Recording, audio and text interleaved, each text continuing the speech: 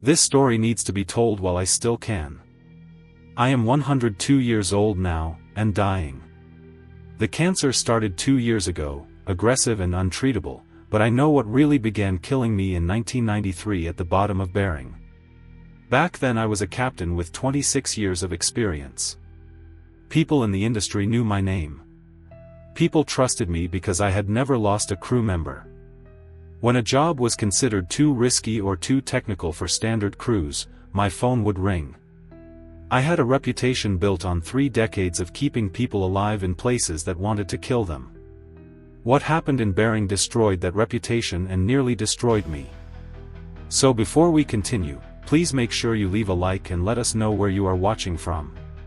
Thanks. My career started 3 decades ago with a near-fatal accident that killed 2 of my instructors. That taught me respect for the ocean in ways that no amount of classroom training could. Every scar on my body tells a story. Every nightmare I have lived through made me more careful, more prepared, more paranoid about what could go wrong. It means I had been in situations where one wrong decision, one moment of hesitation, one equipment failure would have killed everyone aboard. And it means I had made the right decisions, stayed calm under pressure, and brought my people home alive. Every single time. Until Bering. I was methodical by nature, which had kept me alive through situations that killed less careful people. Every decision I made was calculated. Every risk was assessed against reward.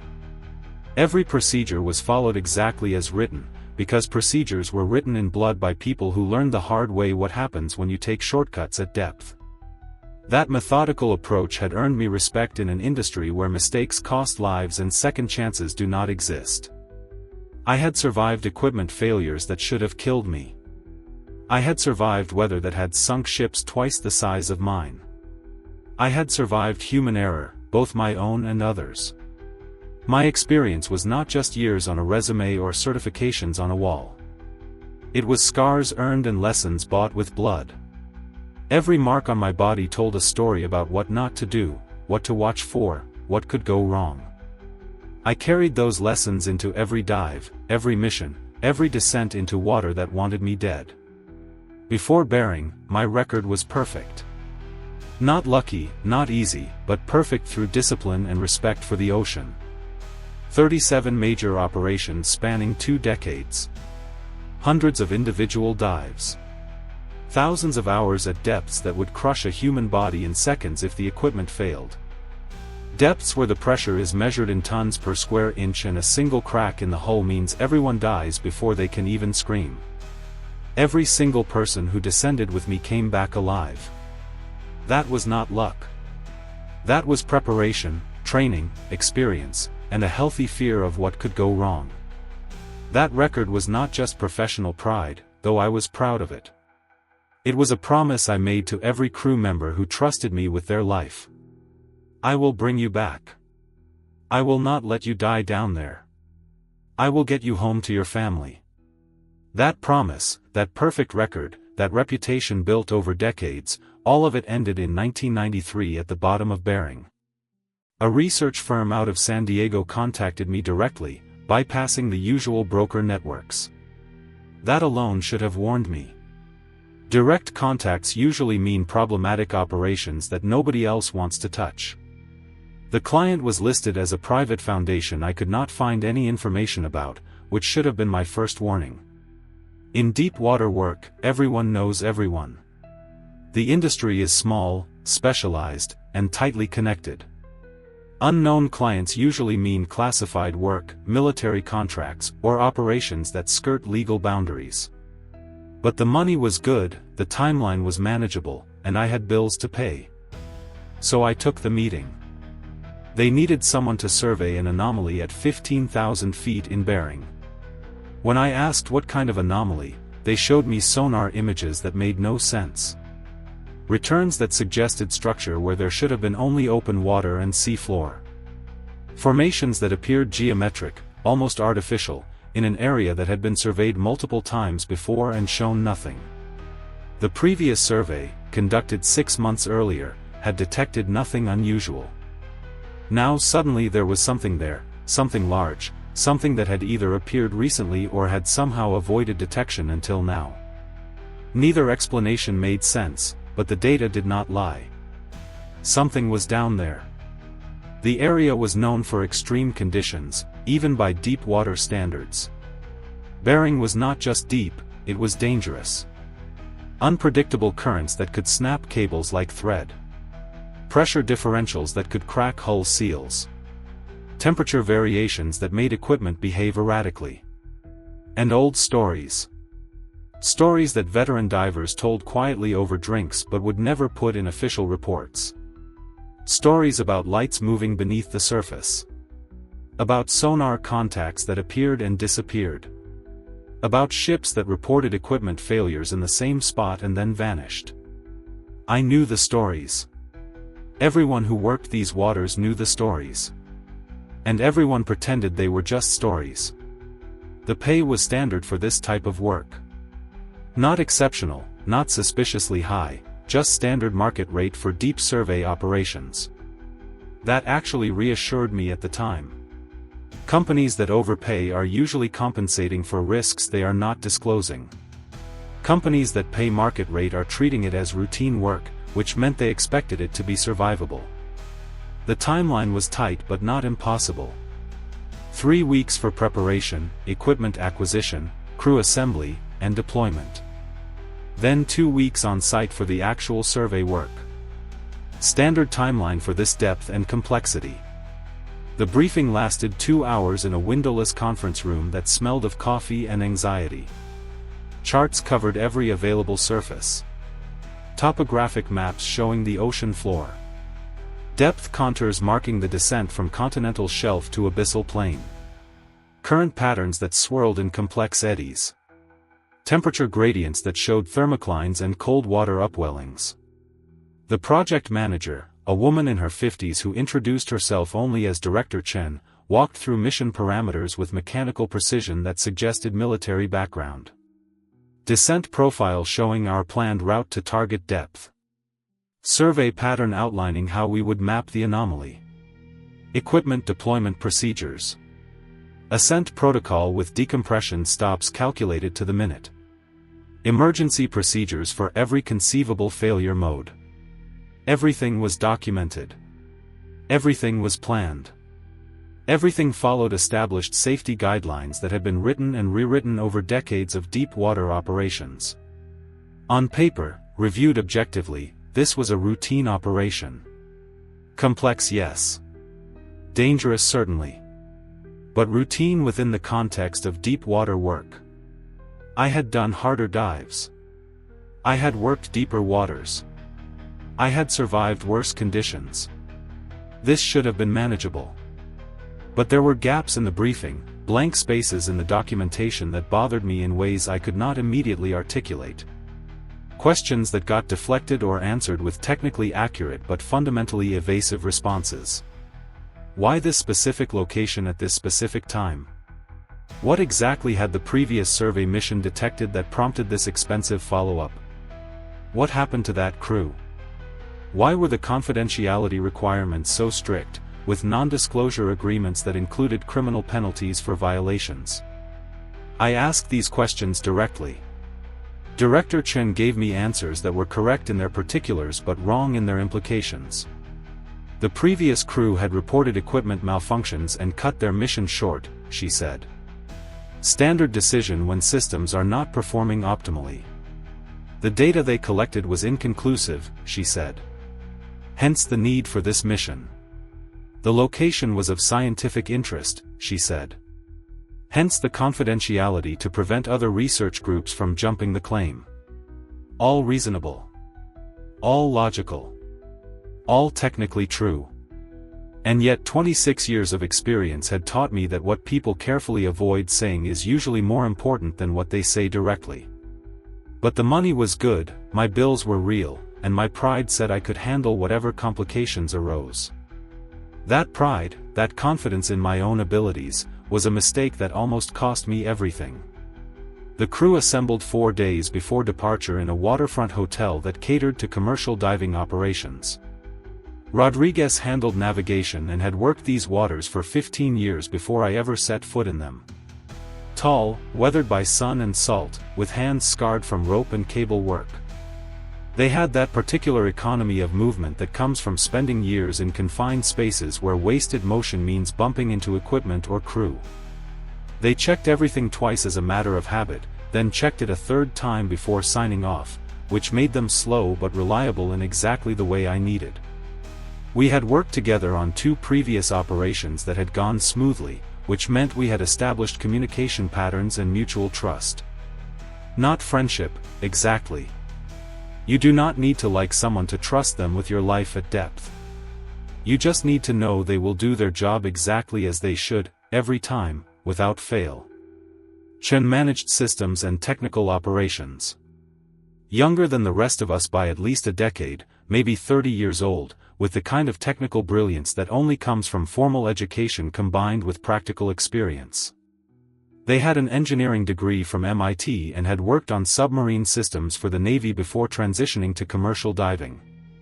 They could diagnose problems most people would not even recognize as problems, could jury-rig solutions from whatever materials were available, could explain complex technical concepts in language that non-engineers could understand. They never wasted words. Every sentence was information, every statement was precise, every answer was exact. Some people found that off-putting. I found it reassuring. At depth, in an emergency, with seconds to make decisions, you do not want conversation. You want information delivered fast and accurate. Santos was our equipment specialist and safety officer, roles that often conflict but that Santos managed to balance through sheer competence. They had worked offshore oil platforms in the Gulf for 15 years, had survived 3 major accidents including a platform fire that killed 6 people, had seen enough things go wrong to develop a healthy paranoia about equipment maintenance and safety procedures. They brought energy to the crew that could be exhausting or essential depending on circumstances. Where Rodriguez and I were cautious and measured, Santos was enthusiastic about the technical challenges. That enthusiasm, that genuine excitement about solving difficult problems, kept morale up during the long preparation phase. In the end, it made no difference. Enthusiasm does not matter when you are trapped at depth with failing systems and something outside that should not exist. We spent 3 days running through procedures together, longer than strictly necessary but time well spent. Communication protocols practiced until they became automatic. Emergency responses drilled until muscle memory took over. Equipment redundancies checked and double-checked. Everyone knew their role. Everyone understood the risks. Everyone believed we were adequately prepared. The vessel we would use was a proven design, a deep submergence vehicle that had logged thousands of safe dives to comparable depths. Hull integrity rated to 40,000 feet with safety margins built in. Life support systems with triple redundancy. Communications equipment with backup systems and backup systems for the backups. Navigation with GPS, inertial guidance, and acoustic positioning. Every component was tested, certified by multiple regulatory agencies, and tested again before we loaded it aboard the support ship. The night before departure, I found myself unable to sleep despite exhaustion from 3 weeks of intensive preparation. Not from nerves exactly, though pre-mission anxiety is normal and even healthy in this line of work. A certain amount of fear keeps you sharp, keeps you from getting careless, keeps you focused on the fact that everything you are about to do could kill you if you make a mistake. But this felt different. Heavier. More specific. Like standing at the edge of something permanent and irreversible. My body was trying to tell me something my mind refused to hear, sending signals I had learned over decades to recognize and respect. I had felt this before dives that went wrong. I had felt this before equipment failures that nearly killed people. I had felt this before decisions that I later regretted. But in the moment, with the contract signed, the crew assembled, the equipment loaded, the support ship waiting, turning back felt impossible. The momentum of the operation carried me forward despite my instinct screaming at me to stop. Looking back now, that was the critical mistake. Not the descent. Not the discovery. Not the emergency ascent. The mistake was ignoring my body when it tried to warn me that we were going somewhere we should not go, to see things we were not meant to see, to learn truths that would destroy us. The descent began at dawn with clear skies and calm seas, conditions that would not last but that gave us a perfect weather window for the critical first phase. We sealed the hatches with final checks on every seal, every O-ring, every mechanical linkage. Ran through the pre-dive checklist one final time. Committed to going down. That moment of commitment is always significant in deep water work, the moment when you cross from surface where rescue is possible to depth where you are alone. Once you start descending past a certain depth, 5,000 feet or so, turning back becomes as dangerous as continuing forward. The decompression required for ascent takes time, uses life support resources, exposes you to risks that increase with every additional ascent and descent cycle. So you commit. You go all the way down, complete your mission, and then you come back up. There is no changing your mind halfway. We went down in stages, stopping every 1,000 feet for equalization and comprehensive system verification. The water changed color gradually at first, from surface blue-green to deeper blue, then to blue-gray, then to gray, and finally to black. Light dies gradually in water. The reds disappear first, absorbed by the water within the first 30 feet. Then oranges go at 100 feet. Yellows fade by 300. By 5,000 feet you are in a perpetual twilight, a dim blue-gray gloom where your eyes strain to see anything at all. By 10,000 feet you are in absolute darkness broken only by your instrument lights and the external floods. The transition is gradual enough that you do not notice it happening, and then suddenly you are in complete black water with no reference point except depth gauges telling you how far down you have come. Temperature dropped from surface warmth to near freezing in less than 2 hours of descent. From 70 degrees Fahrenheit at the surface to 35 degrees at depth, right at the edge of where sea water freezes. The hull groaned and creaked under mounting pressure, sounds that are normal and expected but that never stop being deeply unsettling. Metal under pressure makes noises that you feel in your bones, in your teeth, in the joints of your hands. Deep pops and groans as the hull flexes microscopically under forces that are trying to crush it into a sphere. You learn over time to distinguish between normal stress noises and dangerous sounds, between creaks that mean everything is working as designed and sounds that mean something is failing and you need to abort immediately. The sounds we were hearing were normal, textbook examples of how a properly designed hull responds to increasing pressure. But they were still ominous, still disturbing, still reminders that we were descending into an environment actively hostile to human life. By 12,000 feet, we were in complete darkness except for our instruments and external lights. The pressure gauge climbed steadily, remorselessly, adding tons of pressure per square inch with every 1,000 feet of descent. At 12,000 feet, the pressure was roughly 5,000 pounds per square inch, enough to crush an unprotected human body instantly, enough to collapse an oil drum into a compact cube of crumpled metal, enough to make every seal and every weld a potential failure point. The hull was rated for this pressure and much more, engineered with safety margins and tested extensively. But those margins existed precisely because hulls do fail, seals do crack, and metal does fatigue in ways that are not always predictable or detectable before catastrophic failure. I monitored every instrument, every gauge, every system reading. Heart rate steady. Breathing controlled. Mind clear. This was what I did. This was what I was good at. Descending into hostile environments and bringing everyone back alive. I had done it dozens of times. That confidence was about to be tested in ways I could not have imagined. At 18,000 feet, the first anomaly appeared. Temperature sensors spiked impossibly, from 2 degrees to 15 then back down in 30 seconds. That should not have been possible at this depth. Nobody spoke for a full minute. Then Rodriguez asked if anyone else had noticed it. We all confirmed what we had seen. Chen suggested equipment malfunction, which was the logical explanation. But something about the pattern bothered me. I decided to continue to our target depth. We had come too far to turn back on a single anomaly. I had seen plenty of strange readings over the years that turned out to be nothing more than unusual water conditions or instrument errors. I ran through the possibilities methodically. Every scenario I could think of had a rational explanation. None of those explanations felt right. 20 minutes later, the second anomaly occurred. Something struck the hull. Not a gentle bump from debris. A deliberate strike that left a dent in reinforced steel rated for pressures that could crush a car. This time there was no hesitation. Every person in that crew knew we were dealing with something outside our training and experience. Rodriguez and Chen confirmed it independently.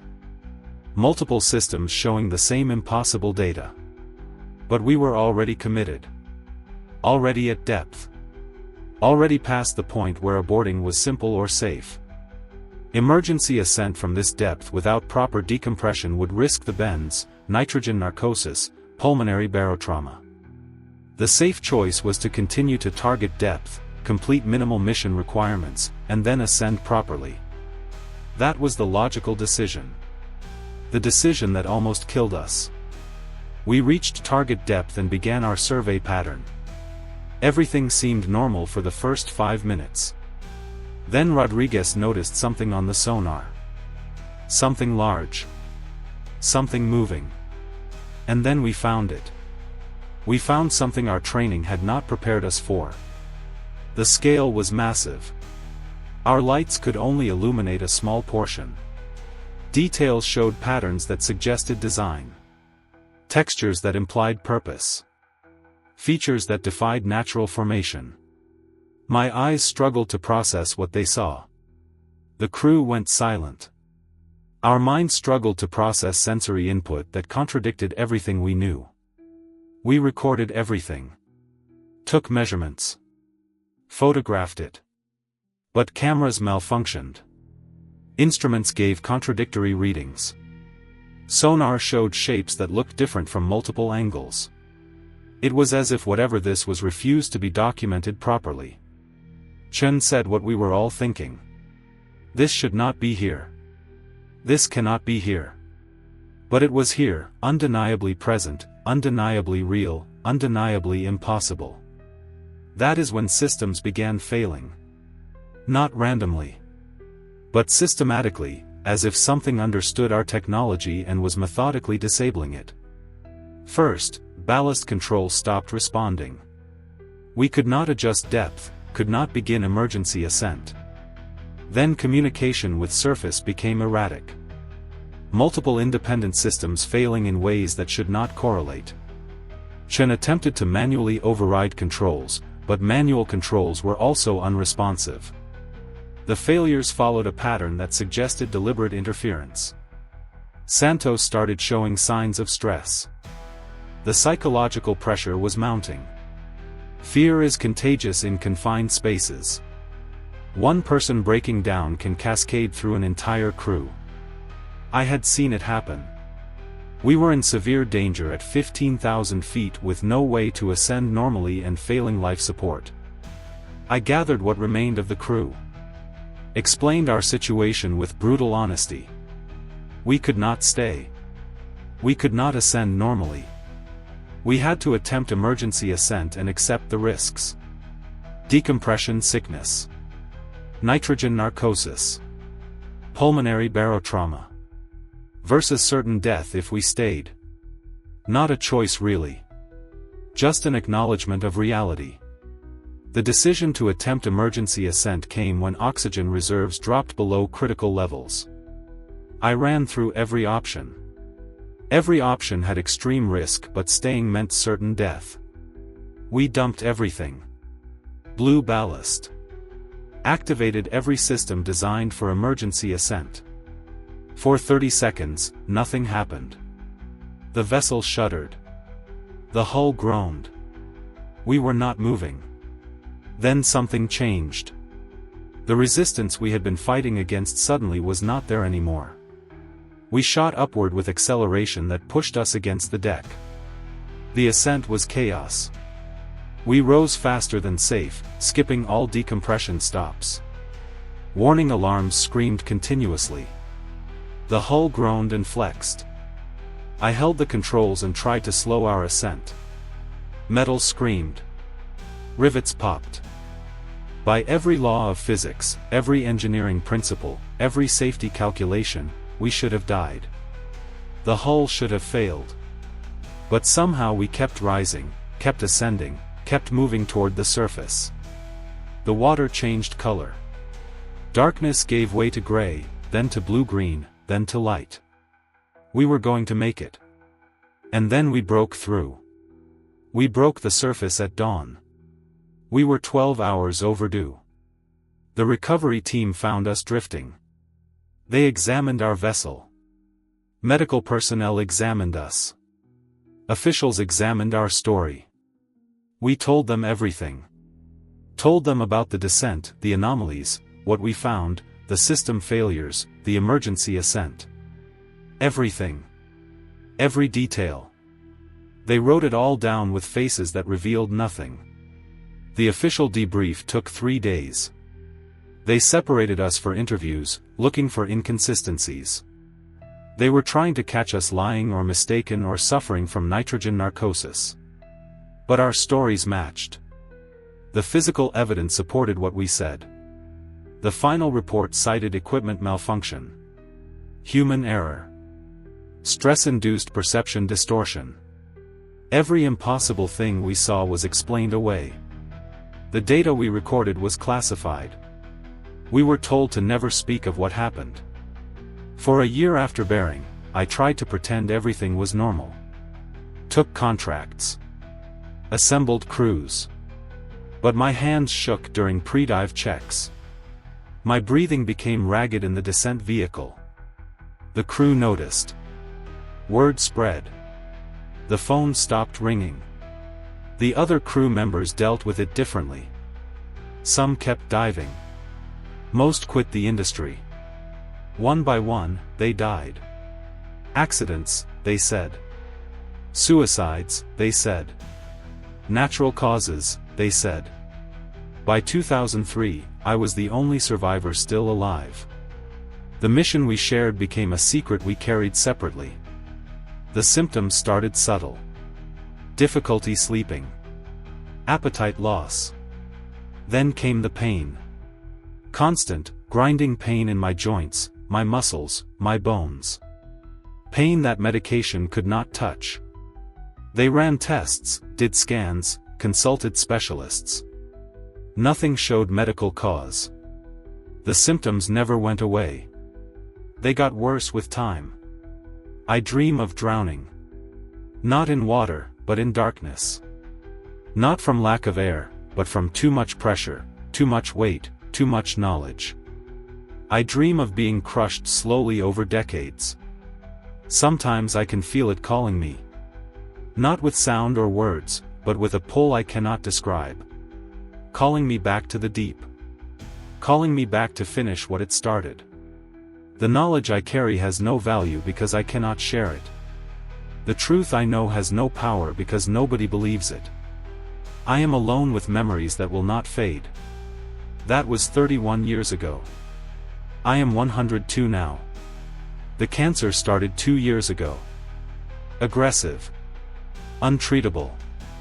The doctors do not understand why it is not responding to therapy. I understand. What started in 1993 is finishing now. I wish I had turned back.